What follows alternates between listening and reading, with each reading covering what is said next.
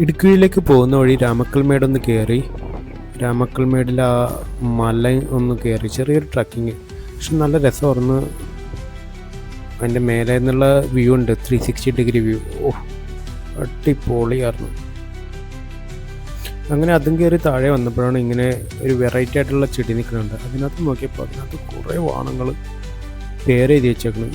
നിങ്ങൾക്ക് എന്തിനാണ് ഇങ്ങനെ ചെയ്യണേ? ഒരു ചെടീനെ നശിപ്പിക്കണേ? എൻ്റെയൊക്കെ പേര് അതിനകത്ത് എഴുതി വെച്ചിട്ട് നിനക്കൊക്കെ എന്നാ കിട്ടാനാ?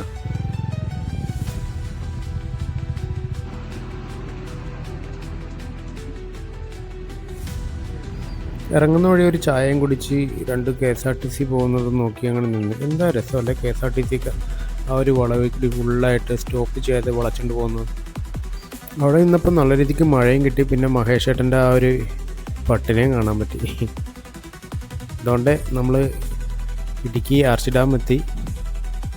ഗൈസ്, ഇതാണ് കേട്ടോ ആ ഗ്രൗണ്ട്. നമ്മുടെ മഹേഷ് ഏട്ടൻ ജെയ്സിനെ പഞ്ഞിക്കിട്ടിട്ട് തിരിച്ച് ചെരിപ്പിടുന്ന ആ ഒരു ഗ്രൗണ്ട്.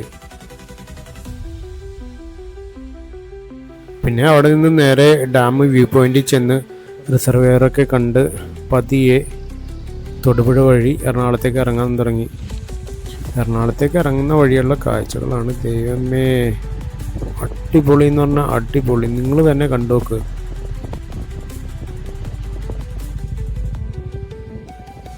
ഇത് കണ്ടോ, സൂര്യൻ ആകെ യെല്ലോയിഷ് കളറായിട്ട് ഇരിക്കുന്നുണ്ട്, ഗോൾഡൻ യെല്ലോ കളർ. സൺസെറ്റാണ്. എന്താ വ്യൂ അല്ലേ?